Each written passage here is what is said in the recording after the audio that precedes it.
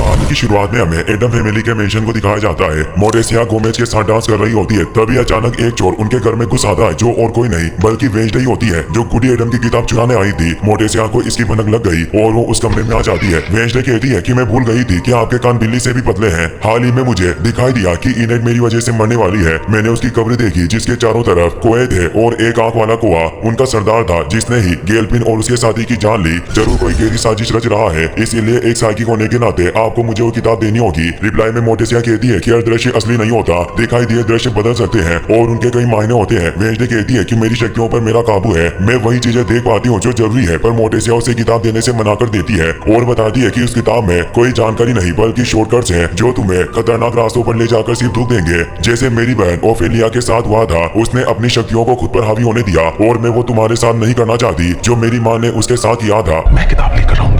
और वहाँ से निकल जाती है। वेंसडे को समझ आ गया था कि उसे बिना साइकिक पावर के ही इस केस को सुलझाना होगा। एंग्रेस से उसे गेलपिन का फोन तो मिल गया था, पर वो उसे अनलॉक नहीं कर पा रही थी। थिंक स्नैपिंग फिंगर्स और मोर्स कोड के जरिए वेंसडे से पूछता है कि क्या इनेट जानती है कि वो मरने वाली है। वेंसडे कहती है कि अगर उसे पता चला तो वो काफी बौखला जाएगी, इसीलिए मैंने उसे कुछ नहीं बताया। तभी एंग्रेस भी सामने आ जाती है, जो अपनी इनविजिबल पावर की मदद से वहाँ छिपी हुई थी। एंग्रेस खुश हो रही थी कि इनेट मरने वाली है। वेंसडे उस पर गुस्सा हुई बताती है कि इनेट को कुछ नहीं होगा, क्योंकि मैं पहले ही कातिल को ढूंढ लूंगी। और अब वेंसडे गेलपिन के फ्यूनरल में आ जाती है, जहाँ शेरिफ सेंटियाओ और विलो हिल की डॉक्टर फेयरबर्न आई थी। वेंसडे उन्हें देख हैरान थी। सेंटियाओ बताती है कि गेलपिन पहले एक पुलिस ऑफिसर थे, इसीलिए किसी को तो यहाँ आना ही था। और फेयरबर्न बताती है कि टाइलर चाहता था कि मैं यहाँ आकर कंफर्म करूँ कि उसके पिता मर चुके हैं। वेंसडे कहती है कि वो कातिल जरूर एक एवियन है, यानी वो लोग जो पक्षियों को काबू कर सकते हैं। उसे लग रहा था कि जरूर कातिल विलो हॉल का ही कोई मरीज है, पर फेयरबर्न कहती है कि विलो हॉल का कोई भी मरीज एवियन नहीं है। वेंसडे वहाँ से चली जाती है, पर वो एक आंख वाला कौवा वेंसडे पर नजर रख रहा था। वहीं हम पगली और यूजिन को देखते हैं, जो सेलर को खाना खिला रहे थे, क्योंकि वो भी हाउस में वापस लौट आया था। पगली बताता है कि अब इसका दिमाग रीजनरेट हो रहा है और ये सब इंसानों का दिमाग खाने की वजह से था।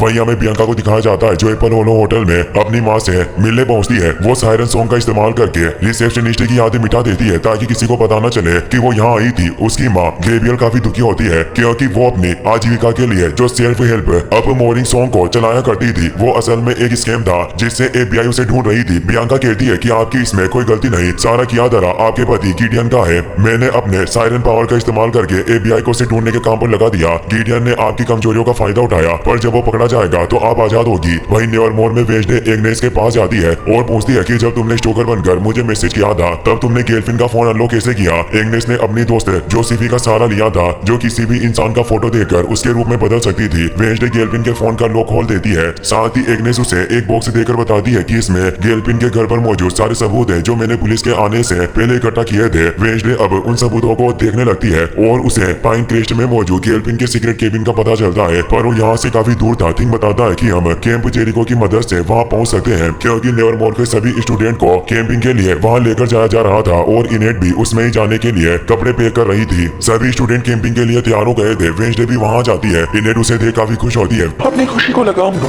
अब वो सभी कैंप जेरियो के लिए निकल जाते हैं और एक फौजदार एंट्री मारते हैं। पगली कॉफिन में सेलर्ब को भी अपने साथ लाया था। वेंसडे को सेलर्ब के बारे में कुछ पता नहीं होता, जिससे वो ताबूत के बारे में पूछने लगी, पर तभी वहाँ उसके डेट भी आ जाते हैं। हेलो मेरे हानिकारक हथियारों। मोटेसिया भी वहाँ आई थी, पर वेंसडे उनसे बात नहीं करती, क्योंकि वो उनसे काफी नाराज थी। अब सभी ने अपने अपने टेंट लगा लिए थे। गोमेज मोटेसिया से कहता है कि तुम्हें वेंसडे को वो किताब लौटा देनी चाहिए, मैं तुम्हें इस तरह उदास नहीं देख सकता। मोटेसिया कहती है कि मैं अपनी बेटी की जहरीली नफरत सह सकती हूँ, पर उसे गवा बिल्कुल नहीं सकती। यूजिन जब अपने कैंप में जाता है तो ये देखकर हैरान होता है कि पगली ने वहाँ रॉकेट लगाए हुए हैं। वो समझ गया कि जरूर कोई गड़बड़ है। अंदर सेलर्प भी उस कॉफिन से बाहर निकल आया था। यूजिन पगली से पूछता है कि सेलर्प यहाँ क्या कर रहा है। पगली कहता है कि मैं इसे नेवरमोर में अकेला छोड़कर नहीं आ सकता था, और अगर इसने भागने की कोशिश की तो मुझे रॉकेट की वजह से पता चल जाएगा। वहीं अब प्रिंसिपल सभी स्टूडेंट को बताते हैं कि इस कैंपिंग की प्रथा सालों से चली आ रही है। 2 दिन के लिए हम यहाँ कैंपिंग करेंगे, जिससे आप सभी में भाईचारा बढ़ेगा। पर तभी नॉर्मिस यानी इंसान वहाँ जाते हैं जो कैंपिंग करने आए थे। उनका मास्टर रॉन क्रूगर होता है, जो बताता है कि मैं फिनिक्स कैडेट का मास्टर हूँ और मैंने इस कैंप को 6 महीने पहले बुक किया था, और वो साइन किए हुए कॉन्ट्रैक्ट पेपर भी दिखाता है और उन्हें वहाँ से निकल जाने को कहता है। तो प्रिंसिपल डोट उन्हें भी बुकिंग पेपर दिखाकर बताते हैं कि हमने भी इस कैंप के मालिक से इस जगह की बुकिंग की थी। क्रूगर कहता है कि वो तो अब रिटायर हो चुके हैं और अब उनके बेटे सारा कारोबार संभालते हैं, और उन्होंने हमें यहाँ कैंपिंग करने की परमिशन दी है, इसीलिए तुम सभी को यहाँ से निकलना होगा। और वो अपने फिनिक्स कैडेट्स को नेवरमोर का सामान फेंकने के लिए कहता है।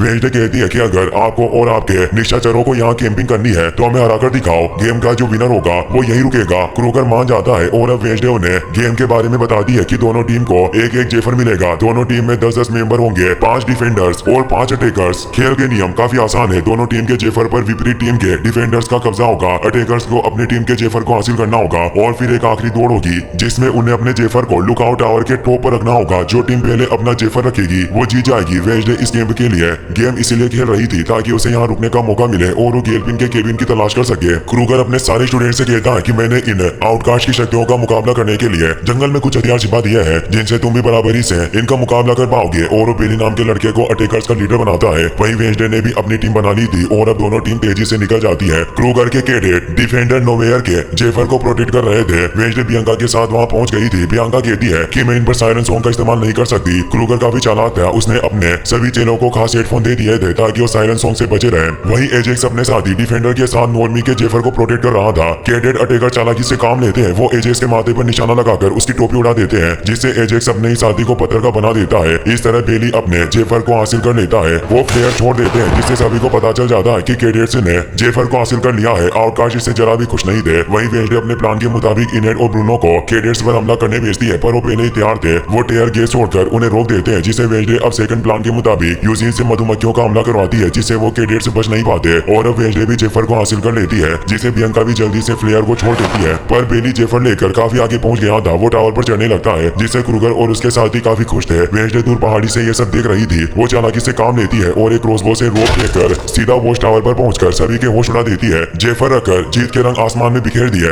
मोटेसिया और सभी नेवरमोर के स्टूडेंट अपनी जीत से काफी खुश होते हैं। फिर दिखाया जाता है कि वेंसडे गेलपिन के केबिन की तरफ निकल जाती है। वहीं क्रूगर अपने कैडेट्स से काफी गुस्सा था। तुम एक पीती आउटकास्ट के हाथों हार गए जो एक लड़की थी, पर हम फिनिक्स है जो अपनी हार के बाद अपनी ही राख से वापस उभरता है, इसीलिए हम हार नहीं मानेंगे। आज रात फिर से चेहरे को कैंप पर कब्जा जमाएंगे। सभी उसकी बात समझ जाते हैं। वहीं वेंसडे जंगल के बीच बने गेलपिन के केबिन पर पहुंच जाती है जहां उसे टाइलर के कुछ फोटो मिलते हैं पर कहते हैं कि हर आईने के पीछे राज छिपे होते हैं। जब वो मिरर पलटती है तो वहाँ काफी सारे मरे हुए आउटकास्ट के बारे में इंफॉर्मेशन थी जो विलो हिल जेल के ही कैदी थे जिनमें कुछ 15 साल पहले मरे थे और गेलपिन ने इन सब का कलेक्शन लोइस से जोड़ रखा था। वेंसडे समझ जाती है कि वो मास्टरमाइंड एवियन जरूर लोइस नाम की कोई लड़की होगी जो ही आउटकास्ट को अपना निशाना बना रही है और वहीं इनेट को भी मारना चाहती है। वेंसडे उन्हें न्यूज़पेपर को छूकर अपनी इविल आई का इस्तेमाल करने की कोशिश करती है पर उसे कुछ नजर नहीं आता। वो सोचती है किसी गुडी की किताब से ही मैं अपनी दुष्ट दृष्टि को वापस पा सकती हूँ, इसलिए मुझे टेढ़ी उंगली करके ही उस किताब को वापस पाना होगा। वो उन आउटकास्ट कैदियों की तस्वीरों को वहाँ से निकालने लगती है। एक आंख वाला कोआ भी ये सब देख रहा था।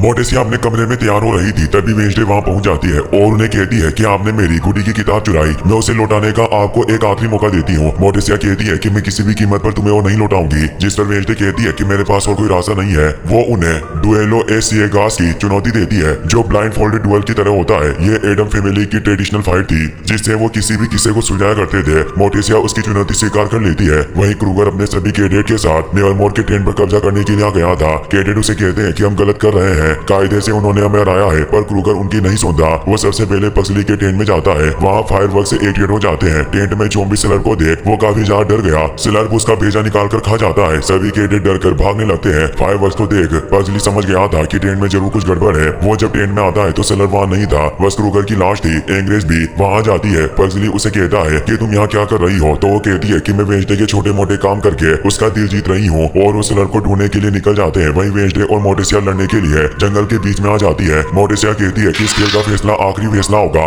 दोनों अपने सीने पर कांच के दिल लगा लेती है। वेंसडे कहती है कि जो पहले तलवार से कांच का दिल तोड़ेगा वो जीत जाएगा। अगर मैं जीती तो आप मुझे गुडी की किताब लौटा दोगी। मोटेसिया कहती है कि अगर मैं जीती तो उस किताब को जला दूंगी। दोनों आंखों पर पट्टी बांधकर लड़ने लग जाती है। वेंसडे अपनी माँ को कड़ी टक्कर दे रही थी। वहीं गोमेज कैंप में बने जंग लगे बाथरूम में नहा रहा होता है तभी सिलर पर कुल्हाड़ी लेकर वहाँ पहुंच जाता है और गोमेज को मारकर उसका बेजा खाने की कोशिश करता है पर तभी पगली अपनी पहाड़ से उसे फाड़ के गिरता है। सभी स्टूडेंट डरकर भागने लगते हैं। सिलर अब कुल्हाड़ी लिए जंगल की तरफ बढ़ने लगा। वेंसडे और मोटेसिया में अभी भी फाइट चल रही थी। मोटेसिया को ऐसे पेतरे पता था जो वेंसडे नहीं जानती, इसीलिए वो उसके सीने पे लगा दिल तोड़कर जीत जाती है। तभी ज़ॉम्बी मोटेसिया को मारने के लिए आगे बढ़ रहा था पर वेंसडे शॉट फेंककर मोटेसिया को बचा लेती है। अब पुलिस वहाँ आकर ज़ॉम्बी को पकड़कर विलो हिल के लिए भेज दिया जाता है। वेंसडे परेशान थी क्योंकि अपनी माँ से हारने के बाद ये बात साफ थी कि वो अब गुडी की किताब हासिल नहीं कर पाएगी और न ही उसकी शक्तियां काम करेगी। तभी उसकी नजर उस कोए वाले एवियन पर जाती है जो हर पल वेंसडे पर नजर रख रहा था। वेंसडे को काफी चिंता हो रही थी क्योंकि वो कभी भी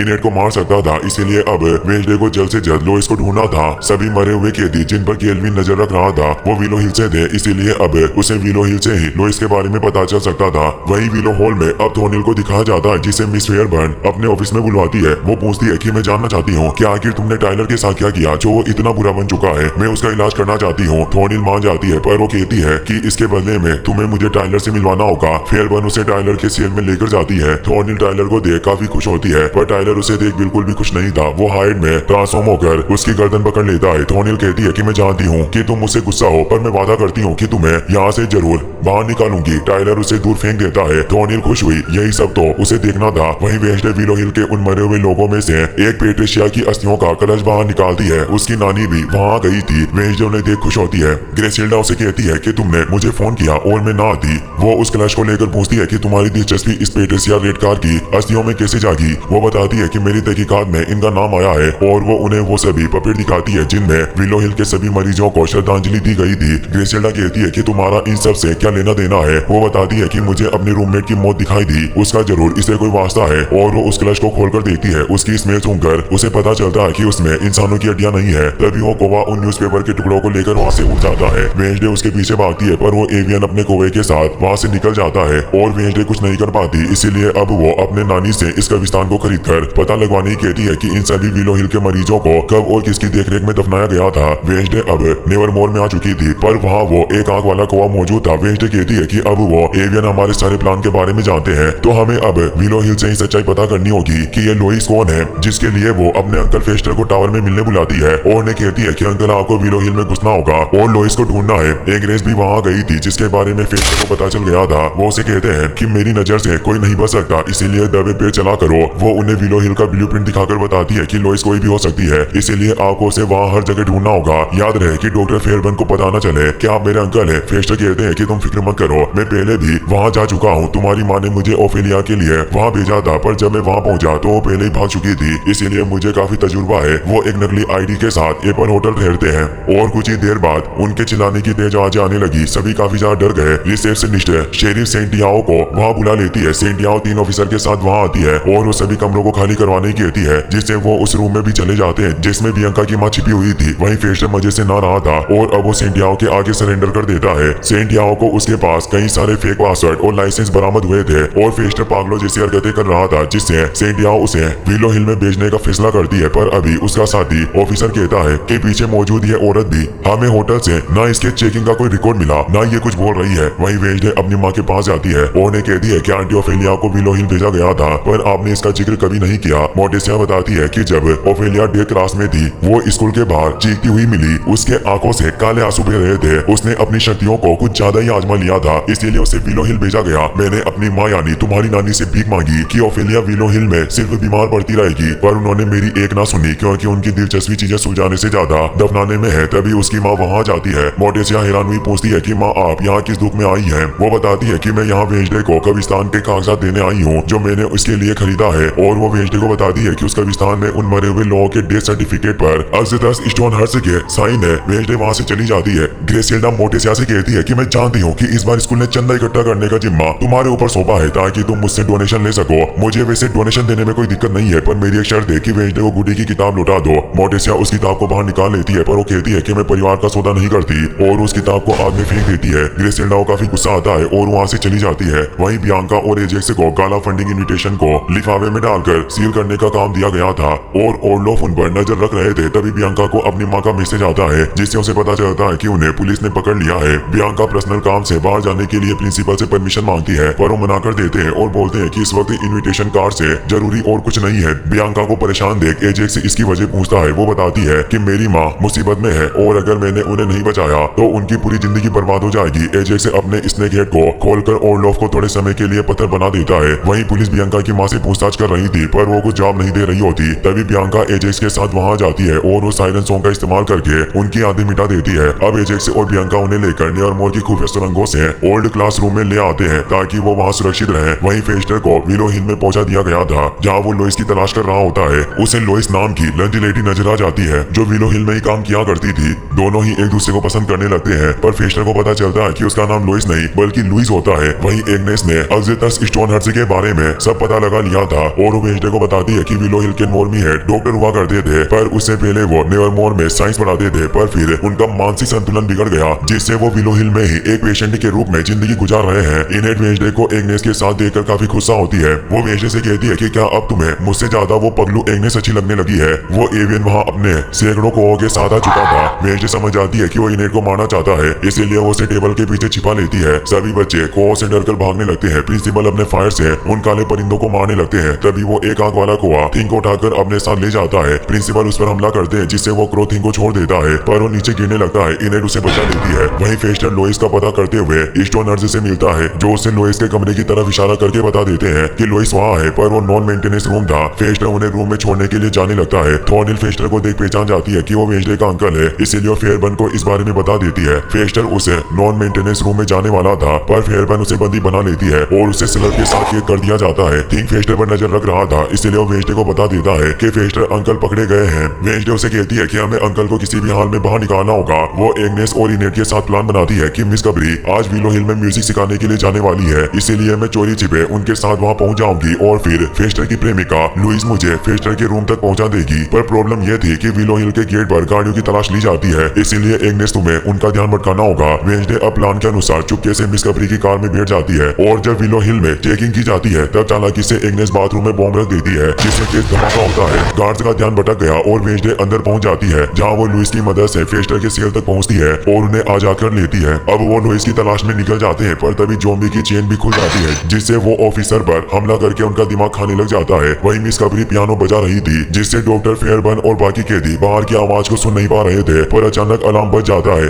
ऑफिसर बताता है कि ज़ॉम्बी भाग निकला। सभी काफी घबरा जाते हैं। वेंसडे अब उस लुइस वाले कमरे में आ जाती है, पर वहाँ कुछ नहीं होता, लेकिन वेंसडे को वहाँ खुफिया दरवाजे का पता चल जाता है और जब वो अंदर जाती है तो वहाँ लुइस लिखा होता है, जिसका मतलब long term outcast integration study था, यानी लुइस कोई लड़की नहीं बल्कि एक खुफिया प्रोग्राम था जो स्टोनर्स से चलाया करते थे। वहाँ पर 6 सेल बने होते हैं, जिनमें आउटकास्ट कैदियों को बंदी बनाया हुआ था, जिनमें वो पेट्रिशिया रेडकार भी थी। वेंसडे समझ आती है कि इन्हें मुर्दा घोषित कर दिया गया ताकि इन पर चोरी छिपे एक्सपेरिमेंट किया जा सके। गेलपिन को डर था कि कहीं उसके बेटे टाइलर के साथ ऐसा ना हो, इसीलिए वो इस प्रोग्राम की सच्चाई सामने लाना चाहता था। वहाँ एक सेल में डरी सेमी हुई एक औरत भी मौजूद थी, जो और कोई नहीं बल्कि टाइलर की माँ फ्रैंक कोइस होती है, पर वेंसडे उन्हें नहीं पहचानती। अब वहाँ वो एवियन किलर भी आ जाती है। वो नकाब हटाती है तो पता चलता है कि वो जूडी होती है, जो स्टोनर्स की बेटी थी। वो बताती है कि मेरे पिता को आउटकास्ट से मोहब्बत थी और वो खुद आउटकास्ट बनना चाहते थे, इसीलिए उन्होंने आउटकास्ट को बंदी बनाकर एक्सपेरिमेंट किए ताकि उनकी शक्तियाँ नॉर्मी यानी इंसानों में ट्रांसफॉर्म कर सके। और मैं खुद उनकी टेस्ट सब्जेक्ट बनी। मैं पैदाइशी नॉर्मी थी, पर मेरे पिता की बदौलत में एक एवियन बनी और अब ये काले परिंदे मेरी हर एक इच्छा को पूरी करते हैं। अब तुम दोनों को मरना होगा। पर फेस्टर चालाकी से अपनी पावर का इस्तेमाल करते हैं, जिससे एक तेज झटके से सारे विलो हिल की बिजली चली जाती है और अब सारे